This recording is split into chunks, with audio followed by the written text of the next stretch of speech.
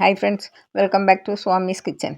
நாம் இன்றைக்கி பார்க்க போகிற ரெசிபி ஹெல்த்தியான டேஸ்டியான இட்லி மிளகாய் பொடி. அதாவது எள்ளு உளுந்தம்பருப்பு சேர்த்து அரைச்ச இட்லி மிளகாய் பொடி ரொம்ப ரொம்ப டேஸ்டியாக இருக்கும். இதை எப்படி செய்திடலான்னு பார்த்துருவோம். இந்த கப்பில் தான் ஒரு கப்பு எடுத்திருக்கேன். எல்லா அளவுமே இதில் தான் எடுத்திருக்கேன். ஒரு கப்பு உளுந்தம்பருப்பு, அரை கப்பு கடலைப்பருப்பு, அரை கப்பு எள்ளு, வெள்ளை எள்ளு எடுத்திருக்கேன். நீங்கள் கருப்பு எள்ளு எடுத்துக்கலாம், நல்லாயிருக்கும். 5 காஞ்ச மிளகாய் எடுத்திருக்கேன். உங்களுக்கு காரத்துக்கு தேவையான அளவு எடுத்துக்கிடுங்க. கருவேப்பிலை 2-3 கொத்து எடுத்துக்கிடுங்க. ஒரு சின்ன துண்டு பெருங்காய பொடி எடுத்து வச்சுருக்கேன். பெருங்காயத்தை பொடி பொடியாக கட் பண்ணி வச்சுருக்கேன்.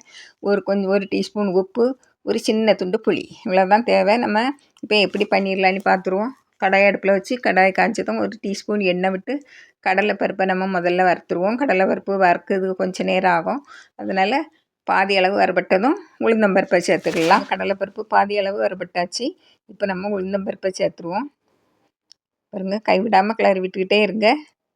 மீடியம் ஸ்லோ ஃப்ளேமில் மாற்றி மாற்றி கிளறி விடுங்க. அப்படின்னா தான் தீஞ்சு போகாமல் இருக்கும். இது கோல்டன் ப்ரௌன் கலரில் வரணும். பாருங்கள், இப்படி வரணும். இப்போ இதை இறக்கி ஆற வச்சிடலாம். இப்போ அதே கடாயில் ஸ்லோ ஃப்ளேமில் மாற்றிக்கிட்டு நீங்கள் இந்த எள்ளு வறுத்துடுங்க. எள்ளு நல்ல படபடன்னு பொரிஞ்சு வரணும். பாருங்கள், கைவிடாமல் கிளறிக்கிட்டே இருக்கணும். கொஞ்சம் கொஞ்சமாக படபடன்னு பொரிஞ்சு வரும். நல்லா பொரிஞ்சு வரட்டு.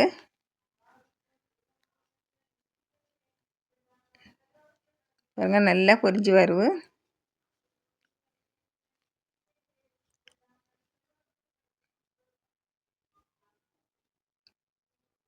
பாருங்கள், இப்படி படபடன்னு பொரிஞ்சு வந்த பிறகு நம்ம இதையும் எடுத்து ஆற வச்சிடலாம். அந்த கடலைப்பருப்பு உளுந்தம்பருப்பு போட்டிருக்கோம் இல்லையா, அந்த இதையும் எடுத்து தட்டி வச்சிடலாம்.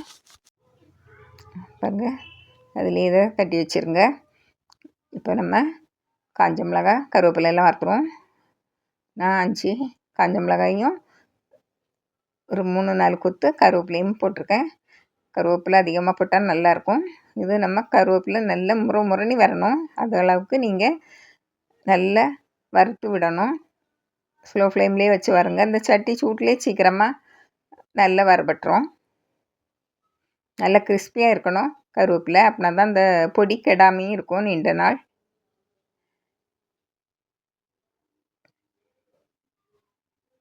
கைவிடாமல் கலந்துக்கிட்டே இருங்க, இல்லைனா தீஞ்சு போகும். பாருங்கள், இப்போ எடுத்து பார்த்துருவோம். பாருங்கள், நல்லா இப்படி கிறிஸ்பியாக இருக்கணும். இப்போ இதில் ஒரு சின்ன துண்டு புளி எடுத்து போட்டால் போதும். இதில் நம்ம எடுத்து வச்சா கட்டி பெருங்காயம் இதையும் போட்டு நல்லா வறுத்து விட்டுருங்க. நல்லா வறுபட்டு வரட்டு. இப்போ இந்த பொடிக்கு தேவையான அளவு உப்பு நான் ஒரு அரை டீஸ்பூன் சேர்த்துருக்கேன். அதையும் சேர்த்து நல்லா வறுத்து விட்டுருங்க.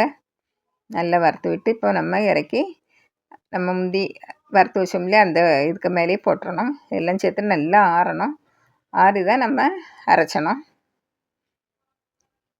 நல்லா ஆற வச்சுருங்க. நல்லா ஆறி வச்சு இப்போ நம்ம மிக்ஸி ஜாரில் மாற்றி நம்ம அரைச்சிடுவோம்.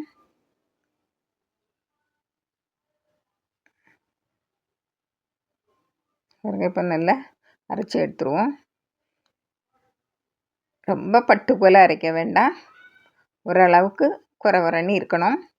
அப்படின்னா தான் நல்லாயிருக்கும் பொடி. பாருங்கள், இப்போ இட்லி பொடி ரெடி ஆயிடுச்சு. உங்களுக்கு பிடிச்சிருந்தால் லைக் பண்ணுங்கள், ஷேர் பண்ணுங்கள், கமெண்ட்ஸ் பண்ணுங்கள், மறக்காமல் சப்ஸ்கிரைப் பண்ணுங்கள். தேங்க்யூ.